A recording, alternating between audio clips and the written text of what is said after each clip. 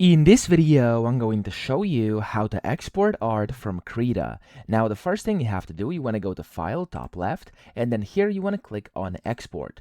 Now, from here, you'll have to choose your desired format and give your art a name. So I'm just going to name this one Test Art like this, and then here it says Save as Type. So by default, it's usually going to be PNG, but as you can see, there's like a bunch of different ones you can select over here. It's up to you whichever one you want, but for high quality images, you can use PNG, and then for web ready images you could use like JPEG or something like that. So it's completely up to you, whatever you want to do here. I'm just going to stick with PNG for now, and then I'm going to click on save, and this over here is going to open a few other things.